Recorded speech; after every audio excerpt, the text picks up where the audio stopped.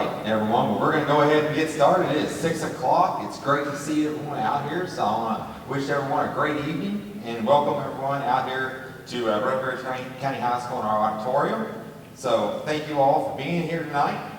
And I know your time is valuable, and I deeply appreciate your willingness to join us for this really important conversation about the future of our school district. Whether you're a parent, staff member, student, board member, or community leader, your presence here speaks volumes about your commitment to our schools and to the success of our students. Tonight is an exciting milestone for our district. We're here to talk about something that has the power to transform not just how we educate our middle school students, but also how we can strengthen our entire community, the construction of a brand new middle school. Let me begin by saying that this project is not just about bricks and mortar. It's about creating a place where learning thrives, where educators are supported, and where students feel safe, inspired, and prepared for the future. As many of you know, our current middle school building has served us well for decades, but it's starting to show its age. From infrastructure limitations to outdated classroom designs, it no longer supports the kind of 21st century learning our students need and deserve. Rather than continue to patch and repair a building that wasn't built for today's educational needs, we believe it's time to invest in a new school building that reflects our district's high standards and mission. Our vision for the new middle school is clear. We want to create a space that's flexible, safe, student-centered, and equipped for the modern world. That means classrooms that support collaboration and innovation, technology that enhances instruction, spaces for the arts and extracurriculars, and a design that reflects the values of safety, efficiency, and community. We're currently in a critical planning phase, working closely with our architects, construction experts, educators, and community stakeholders. Tonight, you'll get a look at the designs, hear about our timeline and next steps, and have the opportunity to ask questions and share your feedback. We expect to break ground in 2026 with the goal of opening the doors to students in 2028. Between now and then, we'll keep you updated with progress. I want to emphasize that this is a community school project. Yes, it's for our students and staff, but it also belongs to all of us. Our goal is to build something we can all be proud of, not just when the ribbon's cut, but for decades to come. In a few moments, you're going to hear from our partner, Ms. Jennifer Cash from Sherman Carter Barnhart, and have a chance to see designs.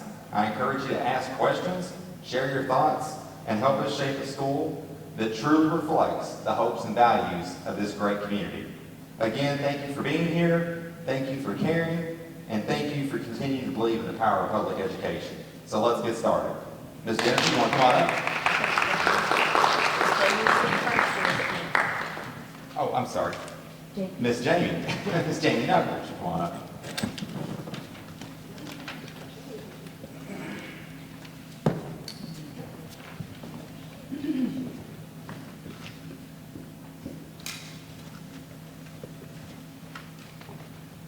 Good evening, everyone.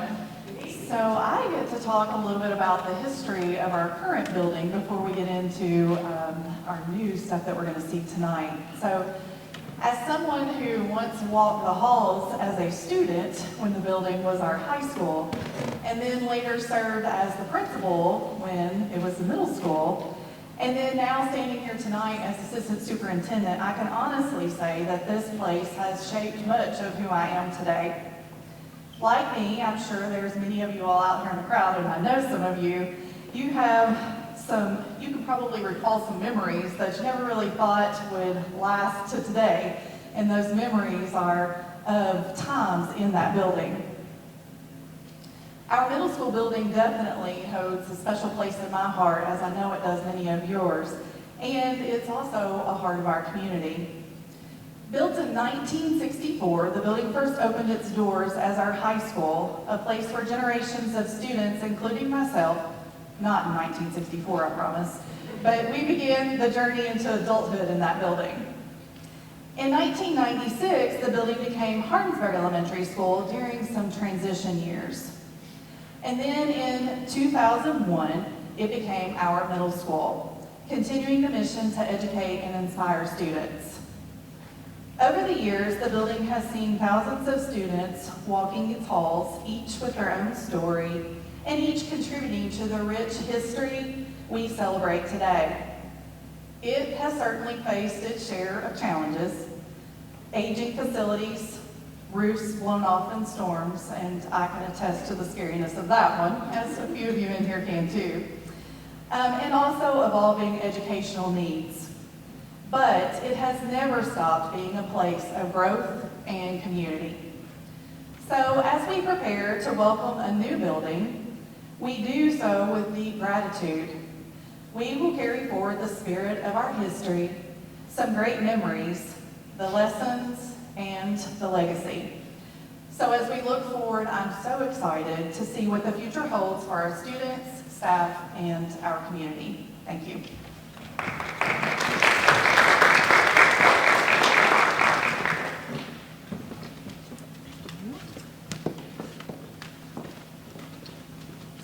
My name is Jennifer Cash. I've been fortunate to get to work with Breckinridge County Schools for a few years now, and I feel like you all are second family, and I really appreciate this relationship.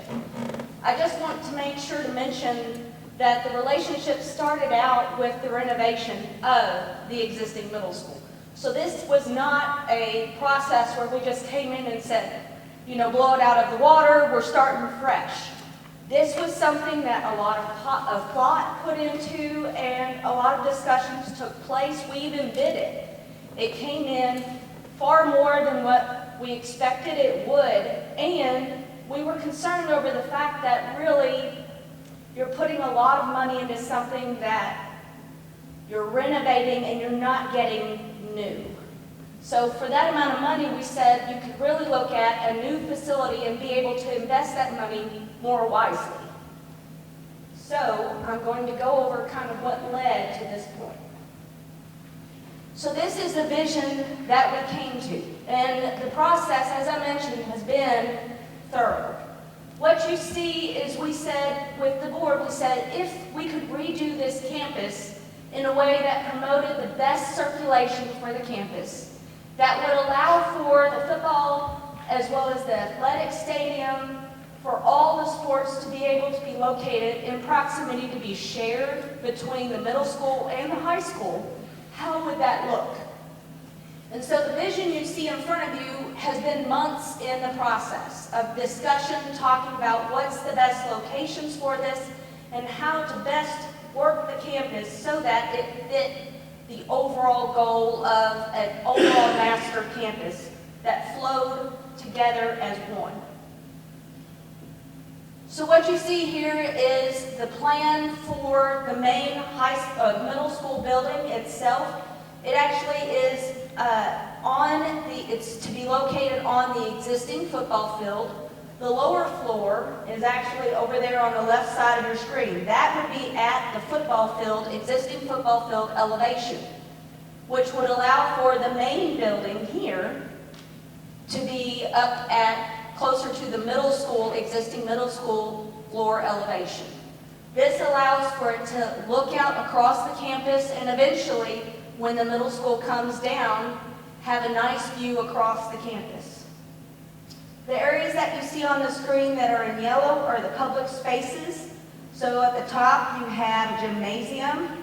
In the center, the heart of the building, you have the media center. And then to the bottom end, you have a second auxiliary gym, cafeteria space that also serves as a storm shelter. Oh, there we go. So this is a vision for the front entrance of the new middle school building. It captures the same feel that's already on the campus. We're going with kind of blending across the campus, having a unified look.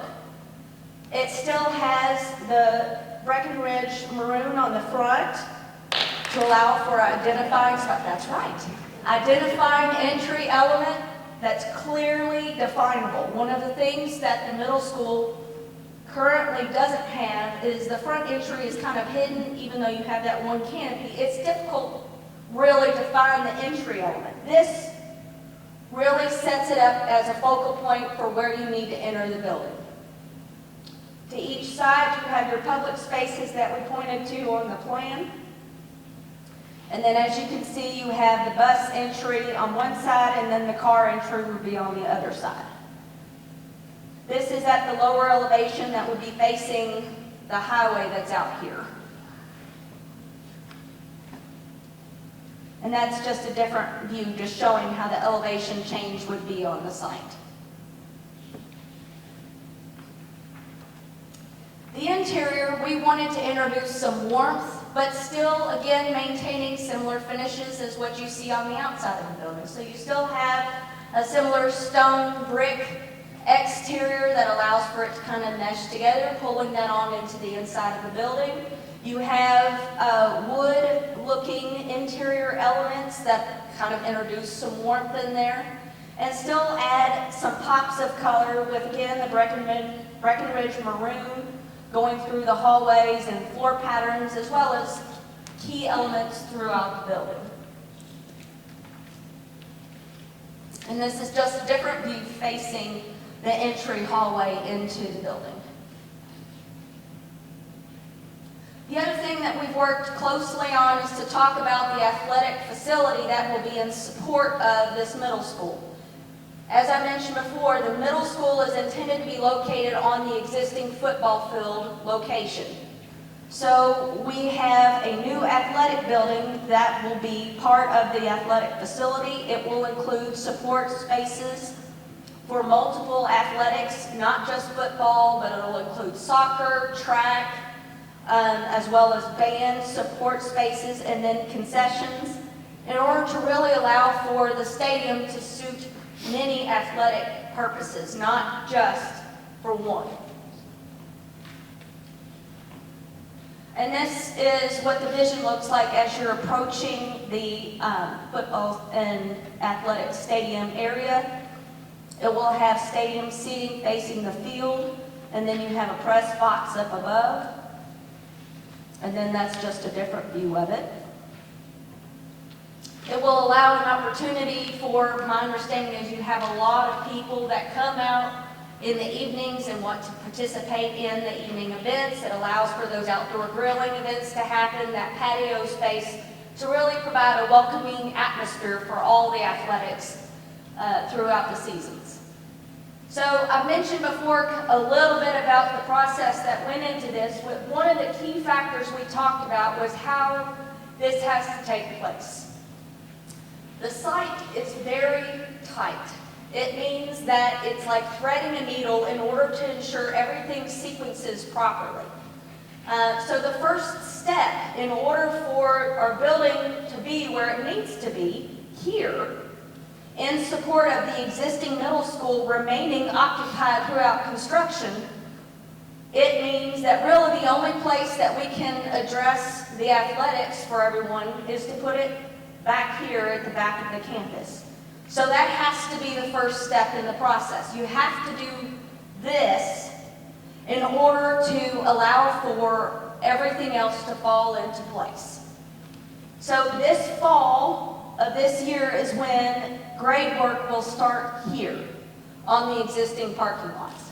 And in tandem with that, in preparation for this work to construct this fall, we have some minor demolition that has to occur on the back of the middle school at this area right back here. It's a maintenance area as well as some IT space as well as the alternative school.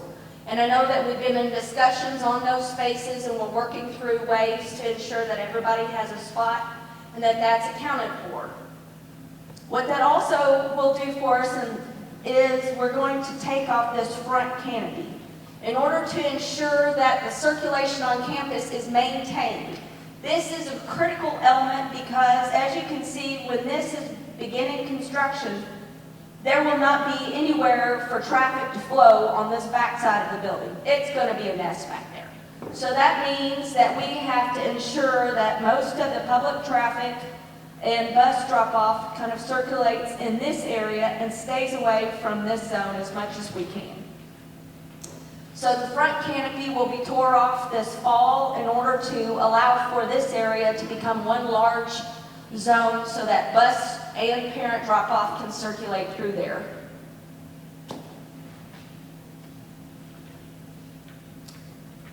Once the stadium has opened, we're looking at, that would be fall of 2026 is what we're looking at for that.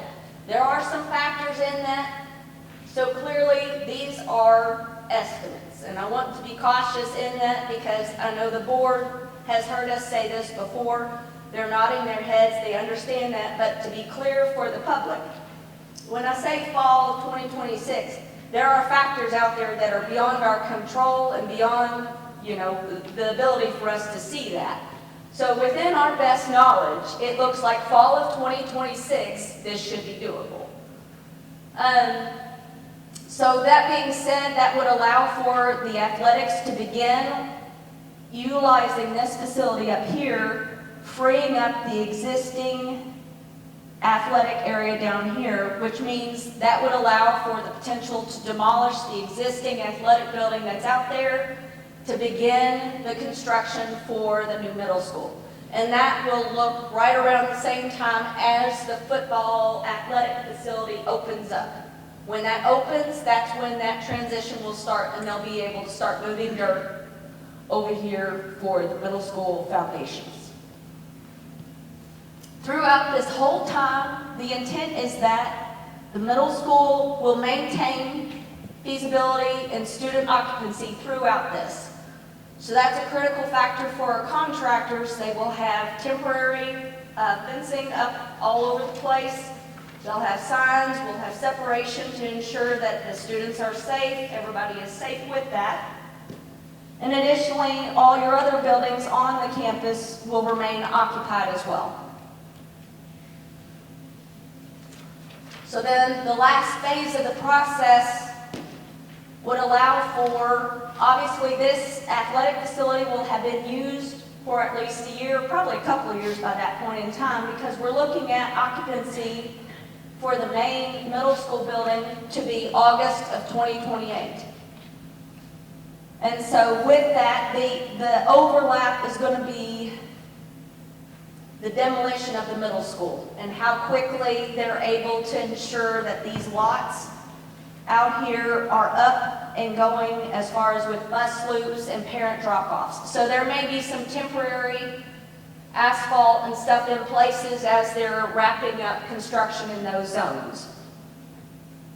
But this is what the last phase of that construction process would look like. With the end goal that this would have an overall campus that allows for the new middle school to be located facing the other buildings on the campus, the existing ATC right here, existing high school here, and then all the athletics being located at the back of the campus where everybody could share them and utilize them together. And with that, I'll pass it over to Nick. Oh, Jennifer, hang on, you got a question? Okay, she's got questions, yes ma'am. Well, just because I think it's important for the community to know some of this. Yes, as she said it, straight up, it's gonna be a mess, okay? Yes. But we have multiple contingency plans for dealing with the messes. The key is gonna be, when you get your emails, you see the notices, read that stuff. There are gonna be lots of communication going out, maybe too much to where you get communication fatigue. But it's gonna be dependent on our community to know the flow of traffic, be patient. Rome was not built in a day, and neither was Breck County Middle School. And so it's gonna be worth it. 5 years from now, we are gonna have a campus that's gonna be the envy of the state. But we're gonna have to work together and be a little patient. The reason we hosted this tonight was so the community could come out and get prepared and get ready. And thank you all for coming. Those of you who took time to do that, we truly appreciate it. One key factor I wanted you to tell us a little bit more about. Sure. Because storms seem to be so prevalent lately, tell us a little bit about the storm shelter that's being incorporated into the middle school. Good point, let me go to that. So as I mentioned before, this does include a storm shelter, and that is actually a requirement by building code to be included on any new construction facility, and it has to be a brand new construction. So renovation does not require it. But it is a state law that if it's new construction, it must include a storm shelter to resist 250-mile-per-hour winds. It has to be able to hold a population of the school facility for 2 hours. And so, oops, wrong button. And so it has its own independent restrooms, as well as its own independent mechanical systems and plumbing systems, in order to ensure that, heaven forbid, for whatever reason, something happened on the other side of this wall or on the rest of the campus, this would remain standing. The equivalent, I was told by my structural engineer that he has to calculate for the roof itself, it has to withstand the weight of a tractor trailer rig being dropped on the roof. So it includes 6 inches of concrete on 1.5-inch metal deck, and it's a composite system that dowels down into the walls all the way around. So it's a concrete box. The walls itself are constructed of what we call insulated concrete forms, which means that they include 12 inches of concrete with 2 5/8 inch of insulation on both sides of the concrete, so that it has plenty of thermal value in addition to concrete and rebar within that. So the storm shelter is this area right through here. And it is not intended to be a shelter for the entire campus, to be clear. So I want to be clear in that because we are on a campus. This is sized for the middle school capacity, because the one flip to it is you have a high school and you have an ATC on the campus. If we calculated all that capacity coming in onto a storm shelter, it would have to be substantially larger than what we're allowed to size for a standard auxiliary gym or cafeteria per Kentucky Department of Education. So just to make sure that that's out there if someone asked. Did that answer your question, Joy? It did. Okay. You also care to elaborate on how we incorporated windows into the building for those who are currently in the middle school. Yes. Yes. So one of the things that we ran into when looking at the middle school project was, unfortunately, it was designed in a time when windows were not given the amount of emphasis that we have today. Every classroom includes at least 1, if not 2 windows within it. And by that, I mean they are typically 8 foot long by roughly 5 foot tall windows. And so as you can see on here, the blue represents a classroom. And so you see it's hard to tell from that distance, but the lighter areas indicate where you have windows. Every classroom has a window. Jennifer, will you speak to the courtyard and how that helps your For sure, yes. that piece of it? So one of the things that we specifically talked about was the benefits of a courtyard. So a lot of people and studies have found that obviously natural daylight is important, but so is fresh air. But you have to also have the ability for students to ensure their safety, especially in times like this. So we have a courtyard here on the lower floor that has entry on both sides. It would allow for outdoor classroom seating for 2 classroom area sizes in that area. And it would allow an opportunity for students and staff to be able to go out there and have a change in environment. Obviously, studies today are showing more and more that, attention spans are increased, as you're able to change environments. It also allows for students to feel like they're having a healthier atmosphere around them, which encourages them to want to come to school. So that is this center area here.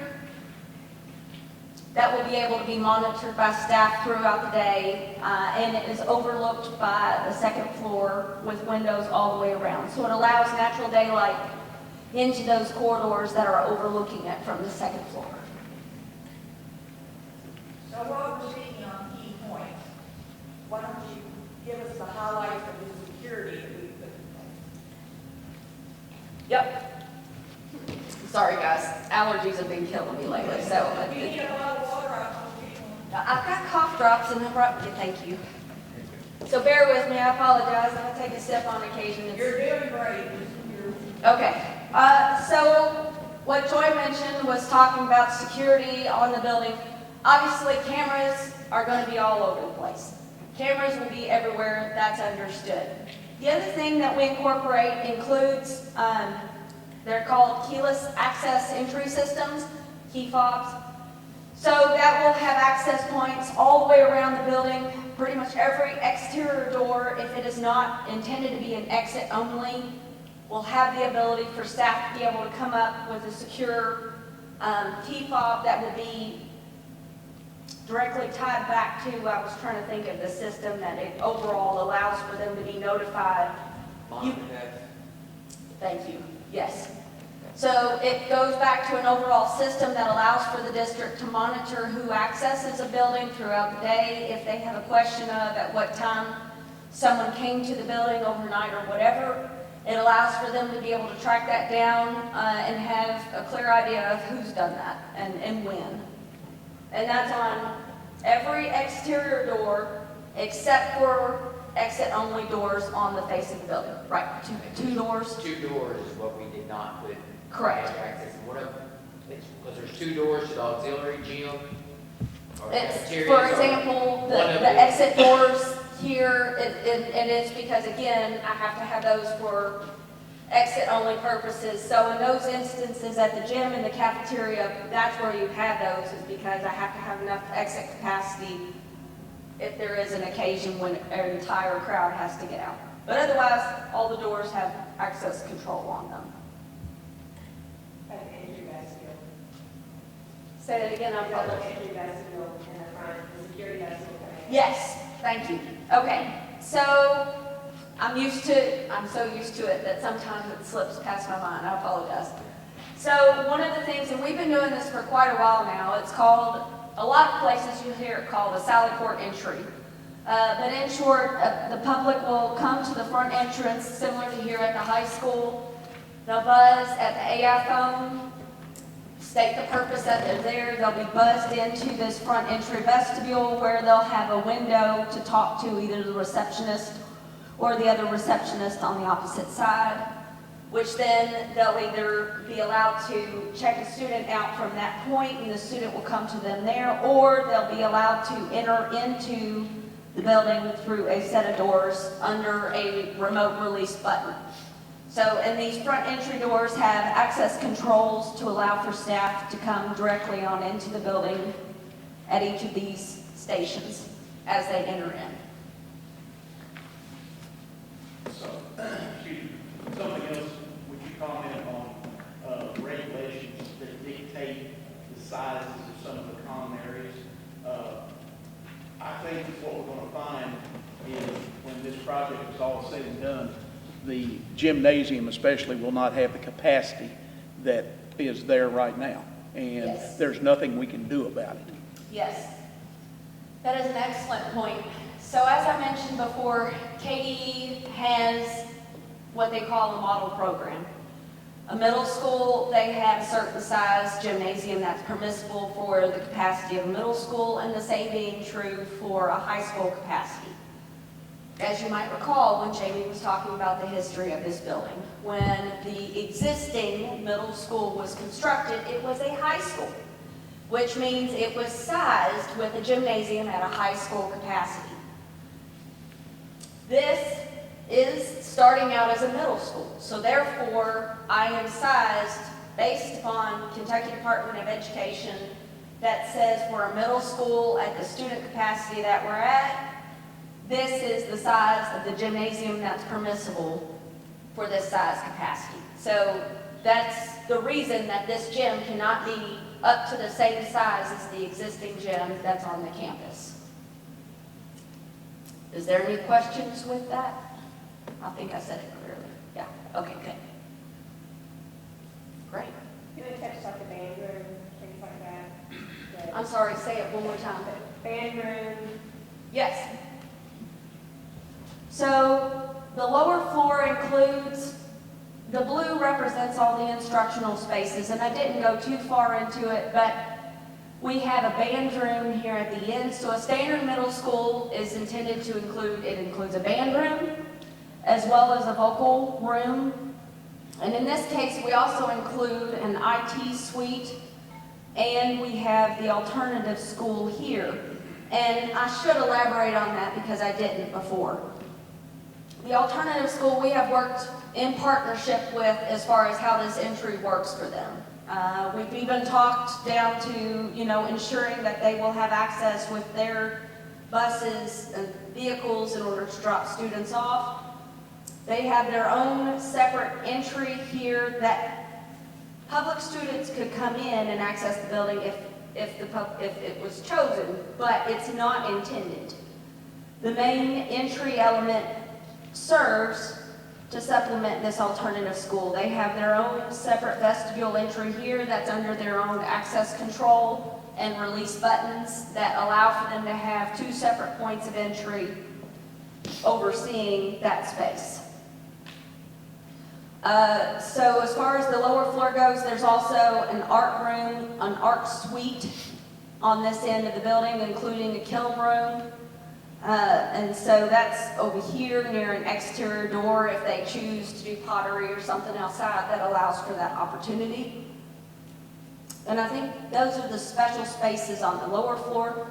One of the things I would point to on the upper floor, we have the FMD suite, and we've worked pretty extensively on that space. It's more unique than just a standard Kentucky Department of Education special education space.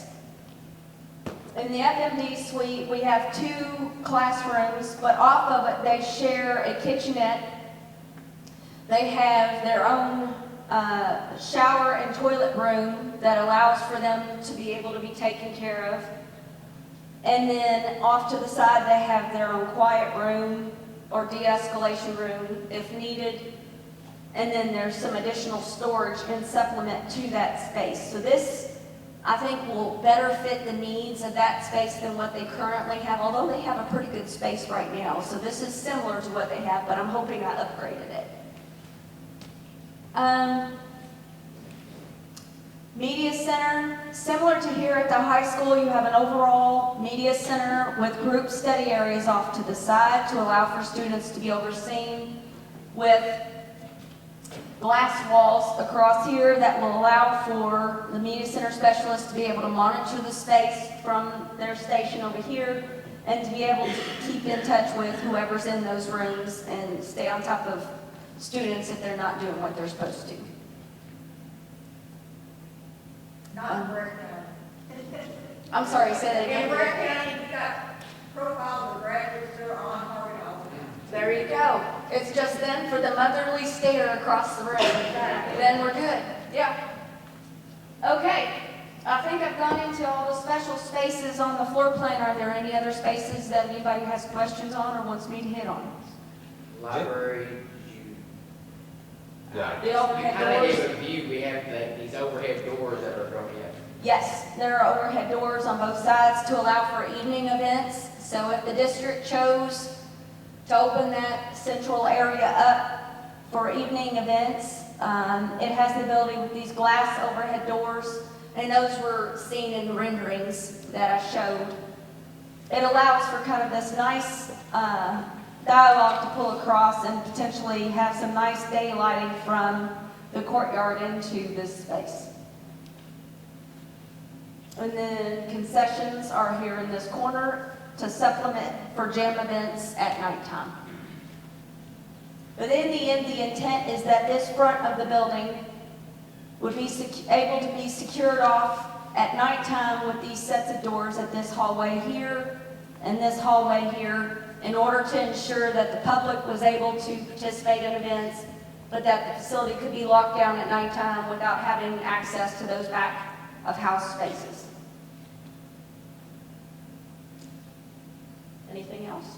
Jennifer, you want to tell them how many revisions we went through? We only did a few. A few. If you've ever built a house, let me tell you, building middle school on that. Yes, yes.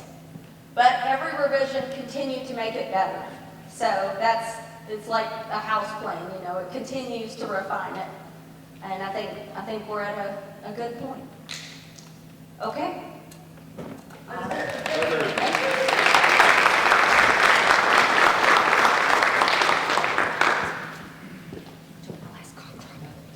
Does anyone have any other questions? All right. Well, before we conclude, and after we conclude, feel free to come up and ask questions privately if you prefer that. But also, I just want to thank Jennifer for Sherman Carter Barnhart, but I also want to give a shout out Kenny Stanfield back here with Sherman Carter.